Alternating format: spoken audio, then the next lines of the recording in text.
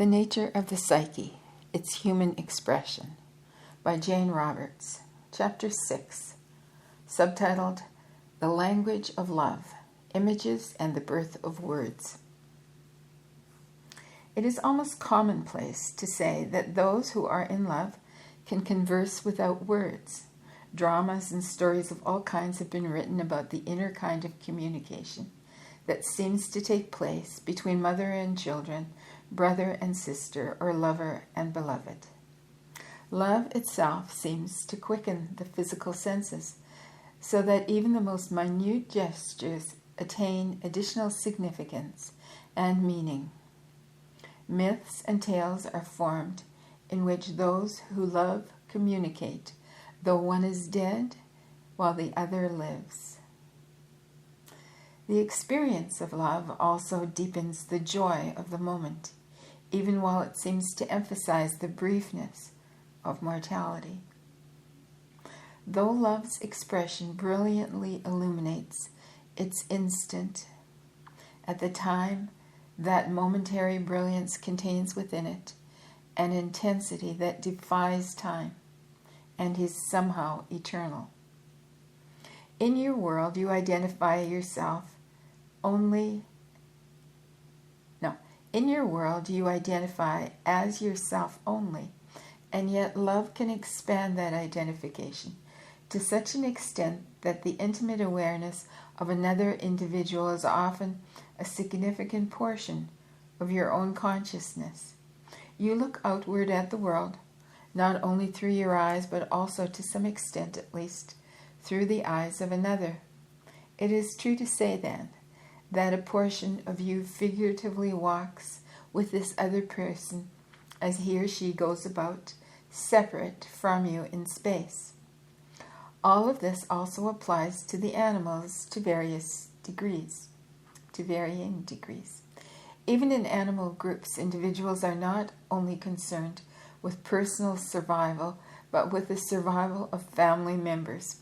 Each individual in an animal group is aware of the other's situations. The expression of love is not confined to your own species. Therefore, nor is tenderness, loyalty, or concern.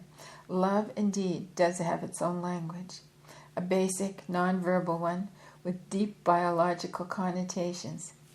It is the initial basic language from which all others spring, for all languages' purposes rise from those qualities natural to love's expression: the desire to communicate, create, explore, and join with the beloved.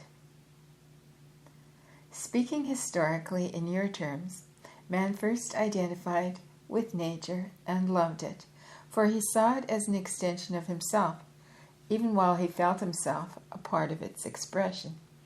In exploring it, he explored himself also. He did not identify as himself alone. Because of his love, he identified also with those portions of nature with which he came into contact. This love was biologically ingrained in him, and is even now biologically pertinent. Physically and psychically, the species is connected with all of nature. Man did not live in fear, as is now supposed, or in some idealized natural heaven. He lived at an intense peak of psychic and biological experience, and enjoyed a sense of creative excitement that in those terms only existed when the species was new.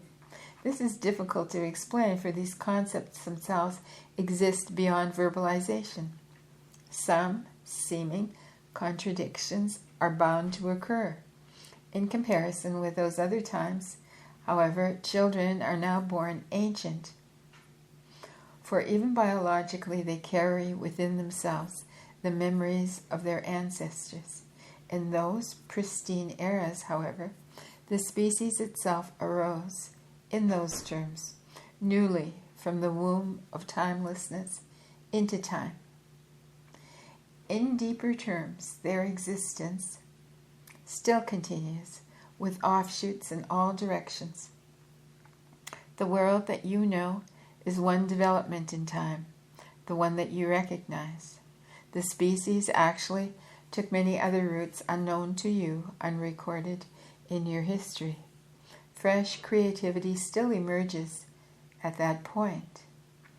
In the reckoning that you accept, the species in its infancy obviously experienced selfhood in different terms from your own. Because this experience is so alien to your present concepts, and because it predated language as you understand it, it is most difficult to describe. Generally, you experience the self as isolated from nature and primarily enclosed within your skin. Early man did not feel like an empty shell, yet selfhood existed for him as much outside of the body as within it. There was a constant interaction.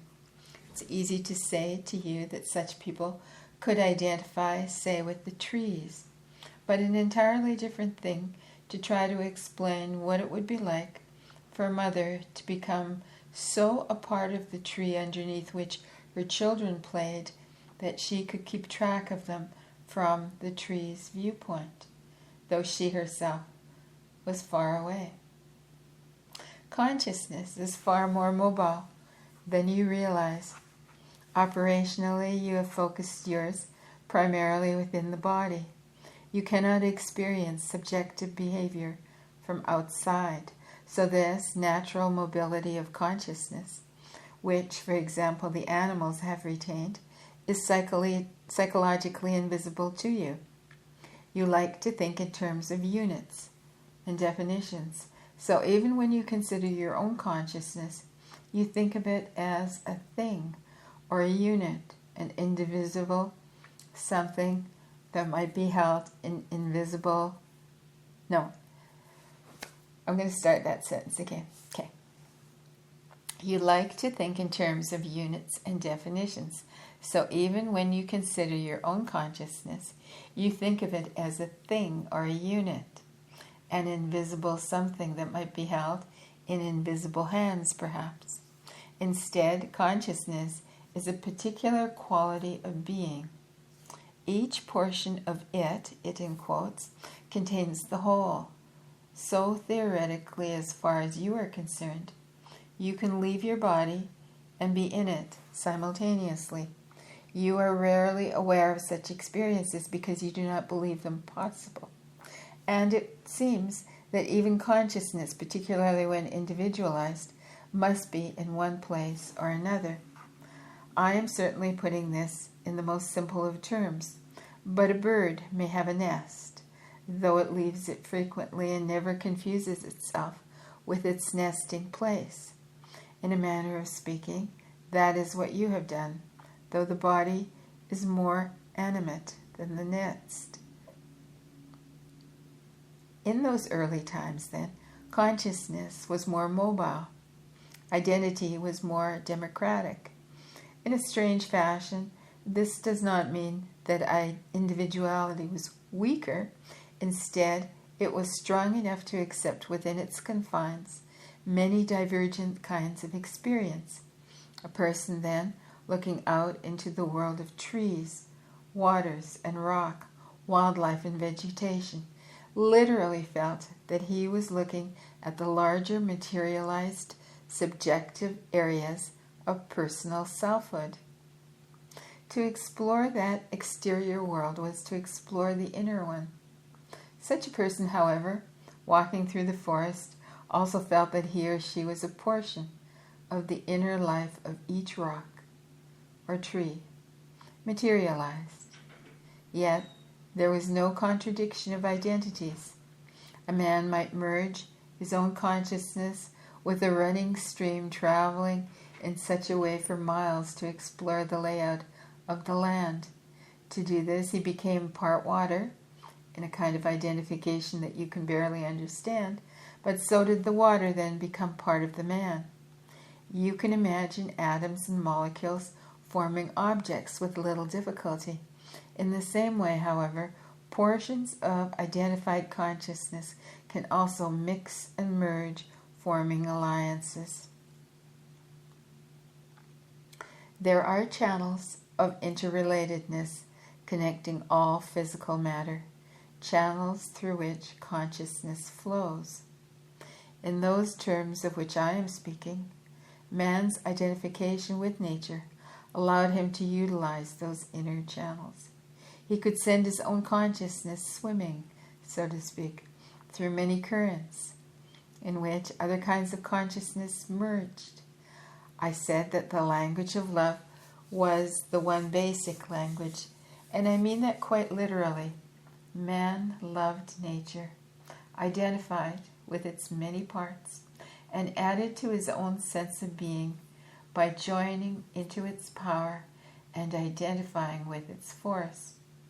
It is not so much that he personified the elements of nature as that he threw his personality into the elements and rode them, so to speak.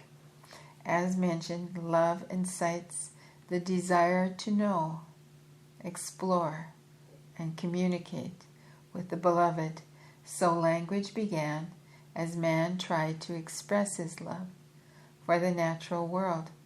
Initially, language had nothing to do with words, and indeed verbal language emerged only when man had lost a portion of his love, forgotten some identification with nature, so that he no longer understood its voice to be his also. In those early days, man possessed a gargantuan arena for the expression of his emotions. He did not symbolically rage with the storms, for example, but quite consciously identified with them to such a degree that he and his tribesmen merged with the wind and lightning and became a part of the storm's forces. They felt, and knew as well, that the storms would refresh the land, whatever their fury. Because of such identification with nature, the death experience, as you understand it, was in no way considered an end. The mobility of consciousness was a fact of experience. The self was not considered to be stuck within the skin. The body was considered more or less like a friendly home or a cave, kindly giving the self refuge, but not confining it. The language of love did not initially involve images either. Images in the mind, as they are understood, emerged in their present form only when man had again lost a portion of his love and identification, and forgotten how to identify with an image from its insides, and so began to view it from outside. I would like to emphasize the difficulty of explaining such language verbally. In a way, the language of love followed molecular roots, a sort of biological alphabet, though alphabet is far too limiting a term. Each natural element had its own key system that interlocked with others, forming channels through which consciousness could flow from one kind of life to another. Man understood himself to be a separate entity, but one that was connected to all of nature. The emotional reaches of his subjective life then leapt far beyond what you would think of as private experience. Each person participating fully in a storm, for example, still participated in his or her own individual way, yet the grandeur of the emotions was allowed full sway, and the seasons of the earth and the world were jointly felt. The language or the method of communication can best be described, perhaps, as direct cognition. Direct cognition is dependent upon a lover's kind of identification, where what is known is known. At that stage, no words or even images were needed. The wind outside and the breath were felt to be one and the same, so that the wind was the earth breathing out, and the breath that rose from the mouths of the living, spreading out through the earth's body. Part of a man went out with breath. Therefore, man's consciousness could go wherever the wind traveled. A man's consciousness, traveling with the wind, became part of all places. A person's identity was private in that Man always knew who he was. He was so sure of his identity that he did not feel the need to protect it, so that he could expand his awareness in a way now quite foreign to you. Take the English sentence, I observe the tree. If that original language had words, the equivalent would be, as a tree, I observe myself. Or, taking on my tree nature, I rest in the shade.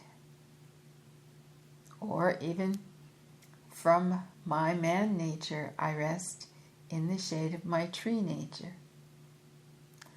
A man did not so much stand at the shore looking down at the water as he immersed his consciousness within it. The man's initial curiosity did not involve seeing, feeling, or touching the object's nature as much as it involved a joyful psychic exploration in which he plunged his consciousness rather than say his foot into the stream, though he did both. If that language I speak of had been verbal, man never would have said, the water flows through the valley. Instead, the sentence would have read something like this. Running over the rocks, my water self flows together with others in slippery union. That translation is not the best either. Man did not designate his own as the only kind of consciousness by any means. He graciously thanked the tree that gave him shade, for example, and he understood that the tree remained its own identity even when it allowed his awareness to join with it. In your terms, the use of language began as man lost this kind of identification. I must stress again that the identification was not symbolic, but practical, daily expression. Nature spoke for man, and man for nature. In a manner of speaking, the noun and the verb were one. The noun did not disappear, but expressed itself as a verb. In a kind of emotional magnification unknown to you, each person's private emotions were given an expression and release through nature's changes, a release that was understood and taken for granted. In the most profound of terms, weather conditions and the emotions are still highly related. The inner conditions cause the exterior climactic changes, though of course it now seems to you that it is the other way around. You are robbed then, or you rob yourselves, of one of the most basic kinds of expression, since you can no longer identify yourself with the forces of nature. Man wanted to pursue a certain kind of consciousness, however. In your terms, over a period of time, he pulled his awareness in, so to speak. He no longer identified as he did before, and he began to view objects through the object of his own body.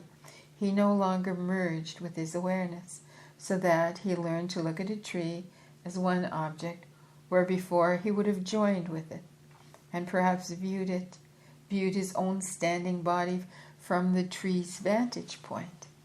It was then that mental images became important in usual terms, for he had understood these before, but in a different way, from the inside out. Now he began to draw and sketch and to learn how to build images in the mind that were connected to real exterior objects in the presently accepted manner. Now he walked not simply for pleasure, but to gain information that he wanted, to cross distances that before his consciousness had freely traveled. So he needed primitive maps and signs. Instead of using whole images, he used partial ones, fragments of circles or lines to represent natural objects. He had always made sounds that communicated emotions, intent, and sheer exuberance. When he became involved with sketched or drawn images, he began to imitate their form with the shape of his lips.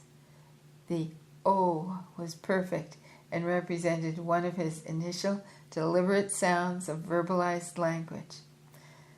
Regardless of the language that you speak, the sounds that you can make are dependent upon your physical structure, so that human language is composed of a certain limited number of sounds.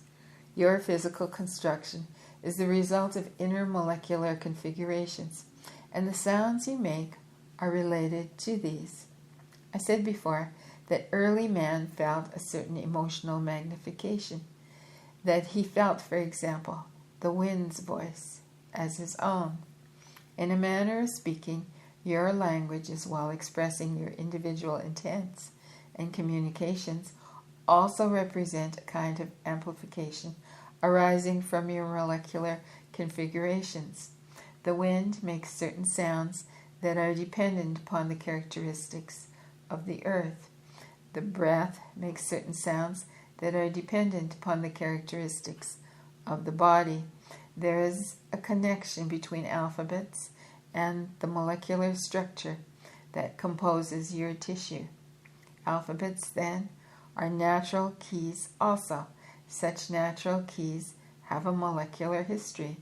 You form these keys into certain sound patterns that have particular meanings. This provides you with a certain kind of communication, but it also allows a molecular expression that is natural at that level and then used by you for your own purposes.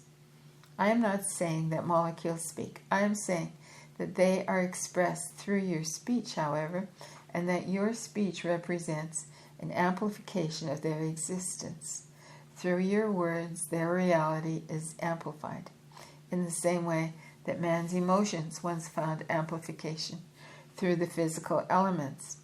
Certain sounds are verbal replicas of molecular constructions, put together by you to form sentences, in the same way, for example, that molecules are put together to form cells and tissue.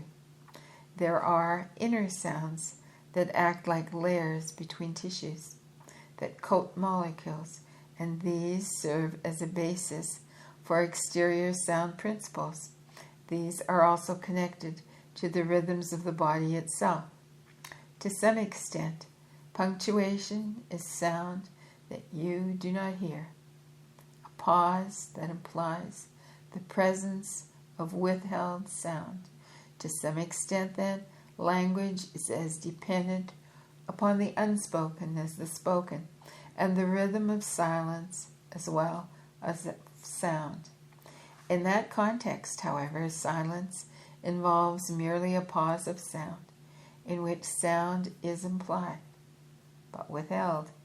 Inner sound deals primarily with that kind of relationship. Language is meaningful only because of the rhythm of the silence upon which it rides. Its meaning comes from the pauses between the sounds as much as it does from the sounds themselves. The flow of breath is obviously important, regulating the rhythm and the spacing of the words. The breath's integrity arises directly from the proper give and take between cells, the functioning of the tissues, and all that is the expression of the molecular competence. That competence is obviously responsible for language, but beyond that it is intimately connected with the patterns of languages themselves, the construction of syntax, and even with the figures of speech used. Again, you speak for yourselves, yet in doing so you speak a language that is not yours alone, but the result of intercommunication too swift for you to follow, involving corporal and subjective realities alike. For this reason, your languages have meaning on several levels. The sounds you make have physical effects on your own and other bodies. There is a sound value, then, as apart from a meaning value.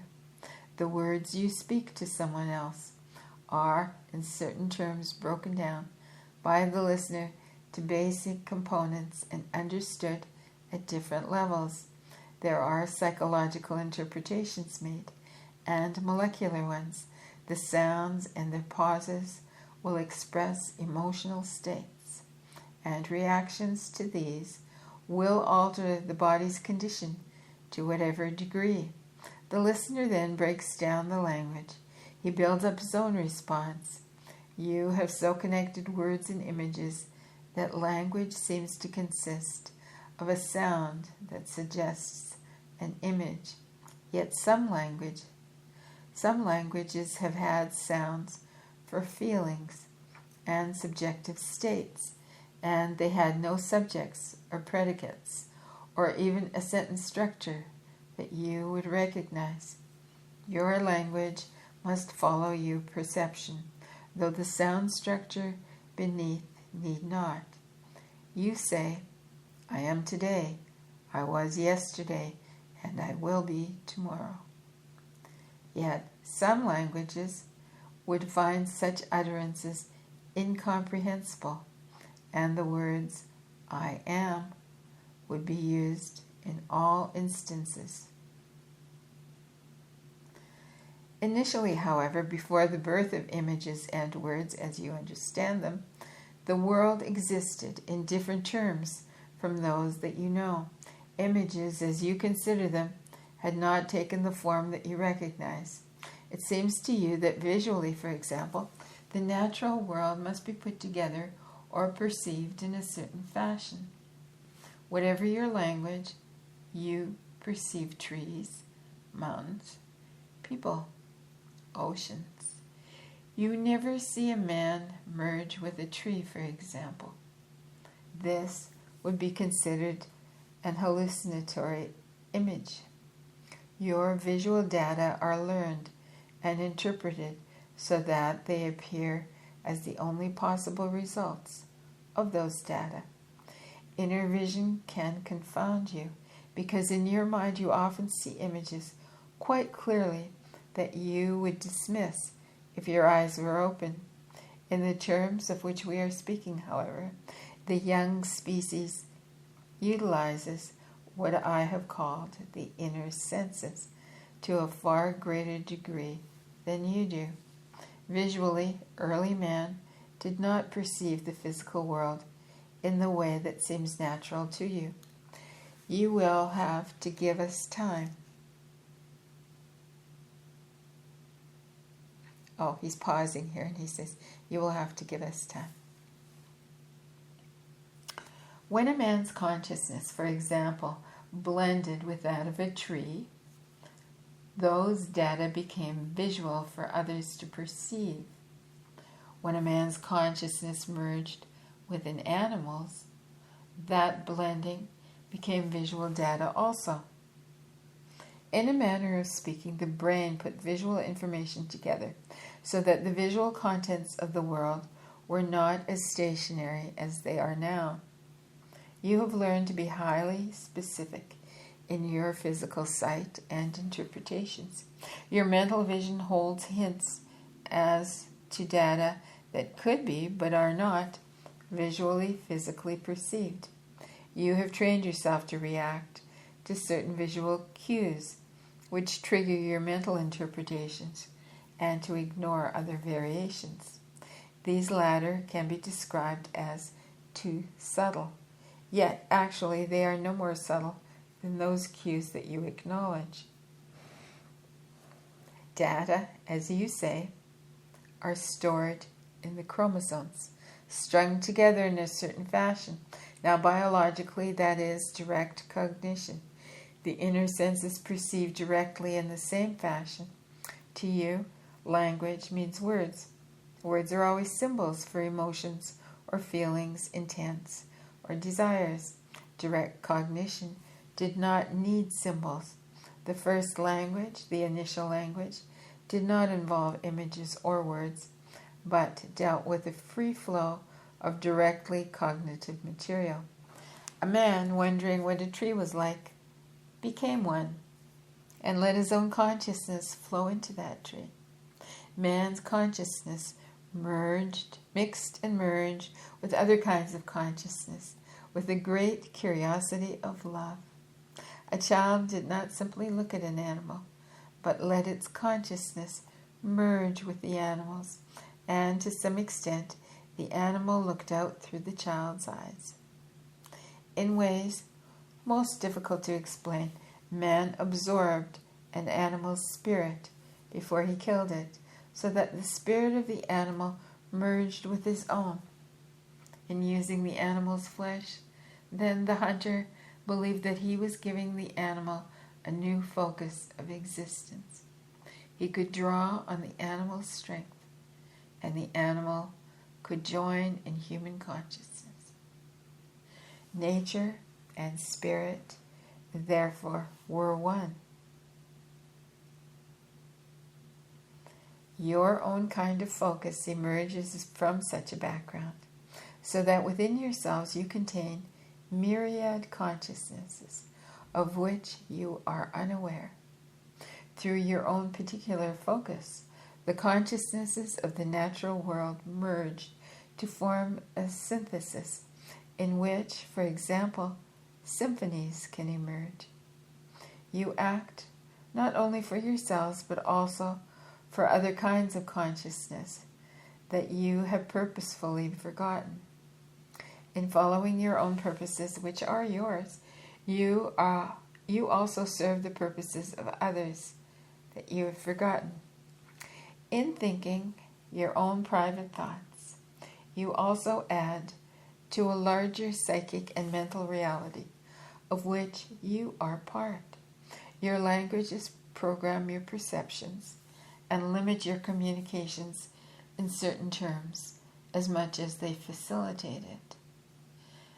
A musician writing a symphony, however, does not use all of the notes that are available to him. He chooses and discriminates. His discrimination is based upon his knowledge of the information available. However, in the same way, your languages are based upon an inner knowledge of larger available communications.